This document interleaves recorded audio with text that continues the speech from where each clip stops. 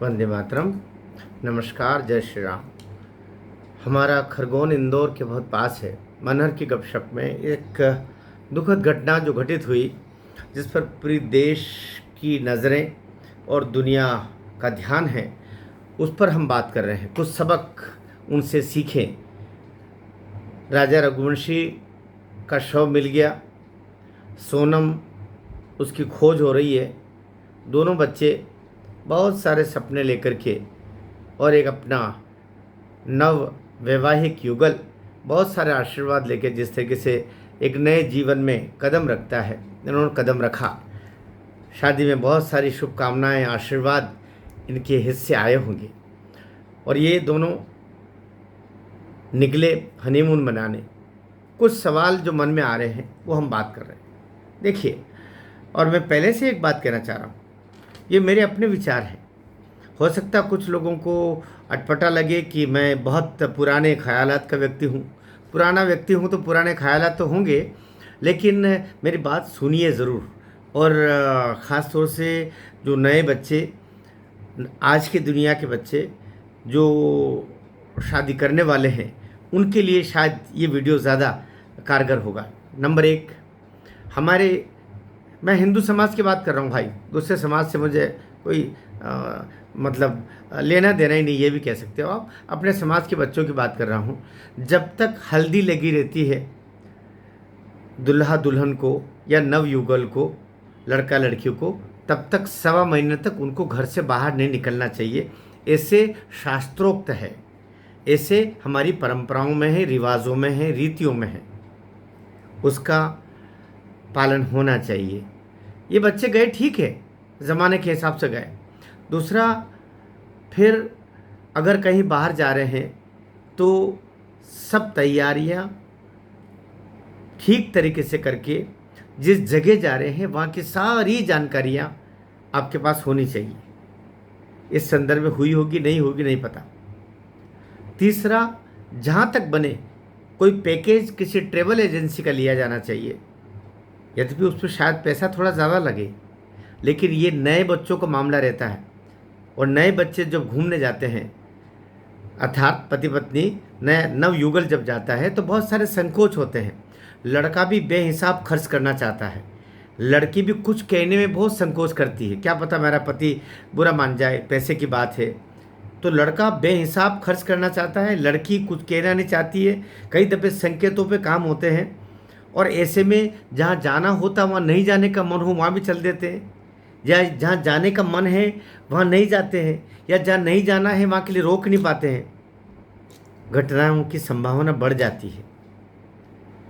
फिर जो गाइड, अगर नई जगह है तो किसी न किसी गाइड को अवश्य रखा जाना चाहिए, और गाइड ऑथोराइज होना चाहिए। उस गाइड का नंबर और उसके बारे में सारी जानकारियाँ, मोबाइल नंबर, उसकी पहचान, उसका परिचय पत्र वेरीफाई किया जाना चाहिए, और उसको अपने परिवारजनों को आप व्हाट्सएप के द्वारा, संदेश के द्वारा बता देना चाहिए। जिस होटल में ठहरे उसकी जानकारी भी देनी चाहिए।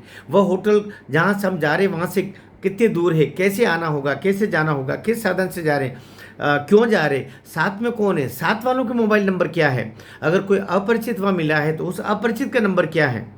लड़के लड़कियों के मामले में ये ज़्यादा रखना चाहिए। क्या इस संदर्भ में रखा गया होगा? अब बहुत महत्वपूर्ण बात, मेघालय भारत का हमारा पूर्वोत्तर प्रदेश है। मेघालय की अपनी संस्कृति है। मेघालय में अंग्रेज़ी विशेष रूप से चलती है। वहाँ से फिर ब्रह्मपुत्र और 2 नदियाँ जो निकलती है, उसके उधर बांग्लादेश आ गया है।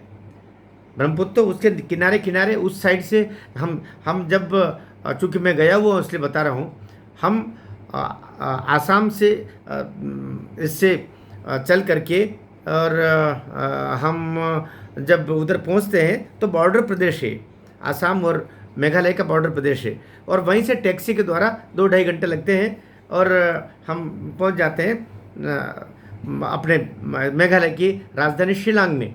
और शिलांग से फिर 40 किलोमीटर दूर टैक्सीज करके फिर चेरापूंजी जाया जाता है। मैं चूँकि गया हुआ हूँ, वहीं पर बहुत सा शिव मंदिर से लेकर के नदी में बहुत बड़ा वो शिव की आकृति का शिवलिंग है, और जिसको क्रिश्चियन लोग कहते हैं कि प्रेत है, और शिव जो हिंदू लोग हैं वो जाके पूजन करते हैं, बहुत सारी है वहाँ की, वो हम उस विषयांतर हो जाएगा। तो कहाँ चूक हुई? चूक ये हुई कि आपने 1.25 महीने से पहले निकल गए, मेहंदी लगे, हल्दी लगे, क्योंकि कहते हैं कि देव शक्तियाँ और दानव शक्तियाँ दोनों ही ज़्यादा सक्रिय होती जब हल्दी लगी होती है, लड़का लड़की दोनों के ऊपर। फिर वो जानकारियाँ, फिर इतने दूर, फिर अपरिचित भाषा की दिक्कत, बहुत सारी चीज़ें यहाँ पर रही, और जिसके कारण से ये दुखद हुआ।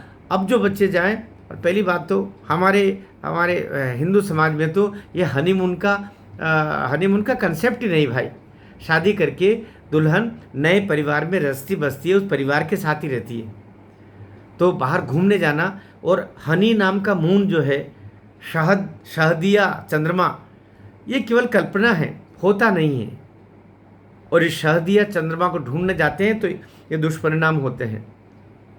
कभी कभी होते हैं, लेकिन होते हैं, क्योंकि नवयुवती जो दुष्ट लोगों की दृष्टि में चढ़ जाती है, और बहुत सारे षड्यंत्रकारी चारों ओर हम देख रहे हैं। तो इसमें गलतियां हुई, इन गलतियों से सबक लेने की आवश्यकता है। प्रयास करें, ईश्वर करे वो सोनम सकुशल आ जाए और ये हत्यारे पकड़ में आए। लेकिन एक सबक, एक सीख इससे अवश्य लेनी चाहिए कि या तो परिवार और मित्रों की संपूर्ण जानकारी और उनको अवगत करा करके और पल पल की खबर देते हुए ऐसी यात्राएं करनी चाहिए, या कोशिश करनी चाहिए कि कम से कम 1.25 महीना घर पर रह करके थोड़ा एक दूसरे को ठीक से जान ले।